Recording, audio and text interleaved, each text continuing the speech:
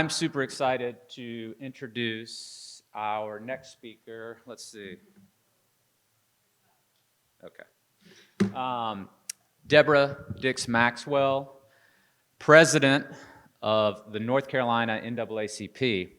And I want to just tell you a quick story. I first got to know Deborah back in 2008 when we got in my little patrol boat up on the Northeast Cape Fear River with Deborah's grandson.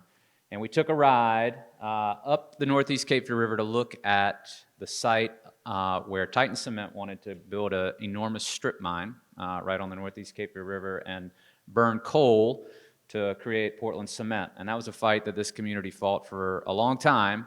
And Deborah and I got to know each other on that boat trip, and we have been close friends ever since. And so I'm super excited to introduce Madam President of the North Carolina NAACP, Deborah Maxwell.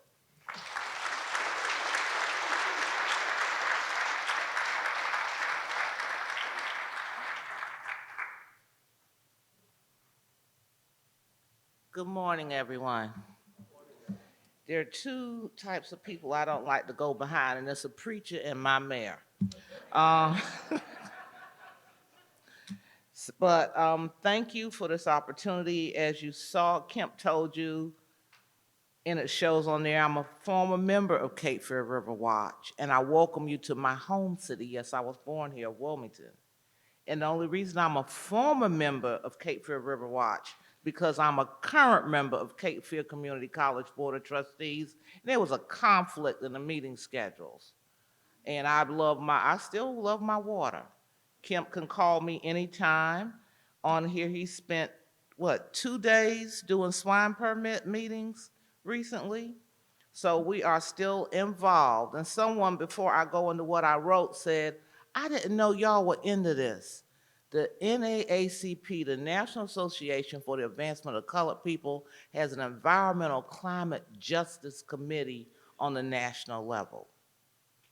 Our chair, previous chair, came with Kemp and myself to do Sutton coal ash plant. We took her down there and the sites around here. So this has been an ongoing thing. It's a national thing. They meet Wednesday nights at 9 o'clock when I'm sleeping so I don't get on the national call, but they're very active.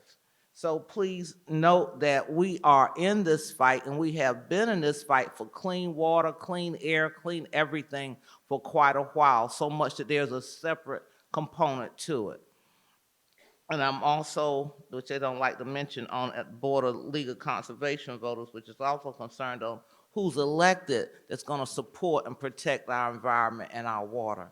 Because what happened here was considered usually an ECJ issue when something impacts a whole community.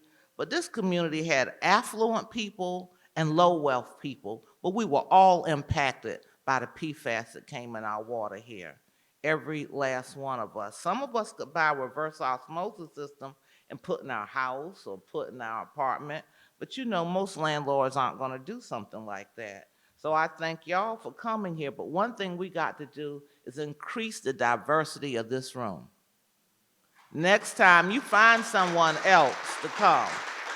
Now, Councilman Veronica Carter, who would make this room diverse, is not here because she's busy, but that's just one person, but I know she's the environment. So see if you know someone or someone else, and also increase, because school is out, bring a young person with you, because this is a battle that we have to continue, and they have to understand how to continue this battle and this fight, because it is not over. So now I say good morning. Thank you for coming to Wilmington, North Carolina, my hometown. Please make sure you walk down the river walk since you're here about the river. Do not leave without doing that. And while you're down the river walk, there are a few stores and places there always supporting my local economy. We welcome you back in September 28th to 30th for the North Carolina NAACP State Conference that will also be held in this city. But I thank you for coming here, and I sincerely hope that we can work on striving for something that is better for this city and better for water throughout this state. I've lived here most of my life like the mayor, And as a child, probably like him, I thought that was the biggest river in America until I left here and found out how puny it really was. But it was huge until you visited someplace else. But it is so important to our daily activity and everything that occurs in this area. Wikipedia, see, I didn't use ChatGPT, describes water as an inorganic compound with the chemical formula H2O. It is a transparent, tasteless, odorless, and nearly colorless chemical and is the main constituent of Earth's hydrosphere and the fluid of all living organisms. Why do we have this event? Because like me and so many others here, we have taken the fact that we are at the river, only miles from the beach and a lake. But we've taken it for granted for so long until PFAS entered our lives. We remember when we were in school, there were two words that could not be mixed: finite and infinite, or infinite, as some people say, but we know it's infinite. Water is a finite amount and is not infinite in any way, shape, form, or fashion. It's an amount in any place can be determined by a natural disaster and climate change, to name a few. And you have seen that. Natural disasters make you have more water or less water. So when something precious, life-altering, life-threatening is a finite amount, we must come here today and we must do all we can do to preserve as much of it as we can. I learned the limits of water as a soldier in Operation Desert Storm. It taught me to value every drop and conserve whenever possible. Now, if I've been in field situations before, but I knew I'd be home in a week or two or whatever. But when you don't know when you're coming back, and I don't wish that on anyone, if you were in a situation like that or were in storm, you can raise your hand and I will thank you for being there. But when you are in a situation like that, you don't have the luxury of turning on a tap. Don't know when you're gonna turn a tap on. Don't know when the next truck with the water or the bladder is coming. That makes you truly appreciate what we are here for, to protect, conserve, protect the water. One of the quotes Kemp may use, but I'm gonna beat him to it, is, "A river is powerful because many drops of water have learned the secret of cooperation. The author is unknown." We who are gathered here today, we are the water people today, wanting to learn, wanting to protect, and wanting to preserve, which is why we are here. So let us come here today and leave with the same spirit of cooperation like the river.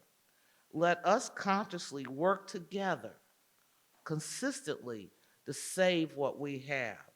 Down the street, as Mayor Sappho will tell you, is it in front of Elijah's or Pilot House, was an artesian well when we were kids. You could go down there and grab the water. I don't know if it's still there because that'd be, what is it, trespassing now, but as a child, I didn't know that word.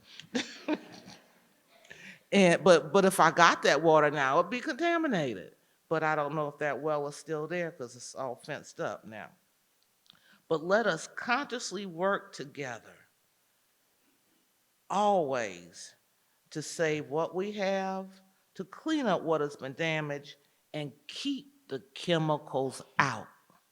What we have to do is multiply this room. There should not be an empty seat in this room given the number of impacted people in this community. There really shouldn't. So I thank all of you who want to come, want to learn, want to protect this water, because it is the only thing that is so sacred that you can't replace water. There's no scientific way to make new water. Have you figured that out yet?